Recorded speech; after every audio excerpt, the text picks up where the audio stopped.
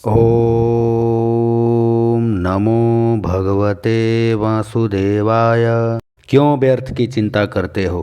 किससे व्यर्थ डरते हो? कौन तुम्हें मार सकता है? आत्मा ना पैदा होती है ना मरती है।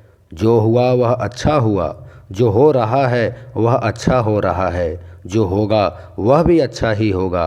तुम भूत का पश्चाताप न करो, भविष्य की चिंता ना करो। वर्तमान चल रहा है। तुम्हारा क्या गया जो तुम रोते हो? तुम क्या लाए थे जो तुमने खो दिया? तुमने क्या पैदा किया था जो नाश हो गया?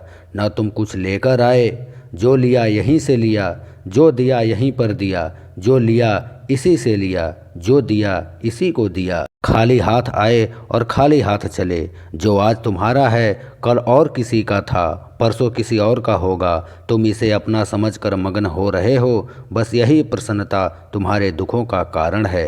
परिवर्तन संसार का नियम है। जिसे तुम मृत्यु समझते हो वही तो जीवन है। एक क्षण में तुम करोड़ों के स्वामी बन जाते हो तो दूसरे ही क्षण में तुम दरिद्र हो जाते हो।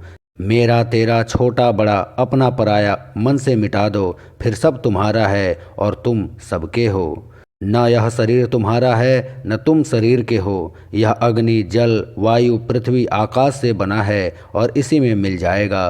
परंतु आत्मा स्थिर है। फिर तुम क्या हो? तुम अपने आप को भगवान को अर्पित करो। यही सबसे उत्तम सहारा है। जो इसके सहारे को जानता है वह भय चिंता शोक से सर्वदा मुक्त होता है। जो कुछ भी तू करता है उसे भगवान को अर्पण करता चल। ऐसा करने से सदा जीवन मुक्त का आनंद बना रहेगा।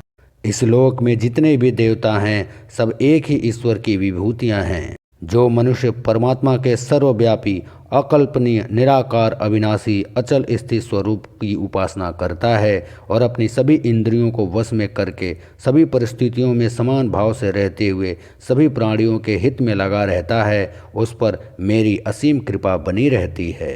वहीं जो मनुष्य अपने अशांत मन को वश में कर लेते हैं उनको मेरी ही प्राप्ति होती है। और जिस मनुष्य को ज्ञान की प्राप्ति हो जाती है उसके लिए सुख दुख सर्दी गर्मी और मान अपमान सब एक समान हो जाते हैं।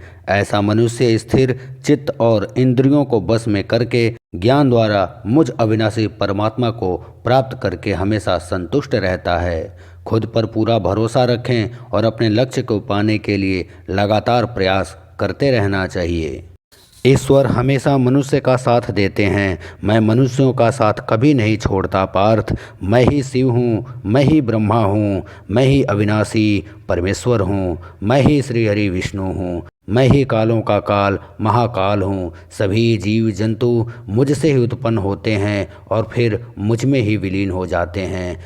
मैं ही इस संपूर्ण ब्रह्मांड का एकमात्र कर्ता धर्ता हूँ। इस लोक में जितने भी देव जितने भी देवियाँ जितने भी देवता हैं वो सभी मेरी ही संरचना हैं, वो मेरी ही विभूतियाँ हैं।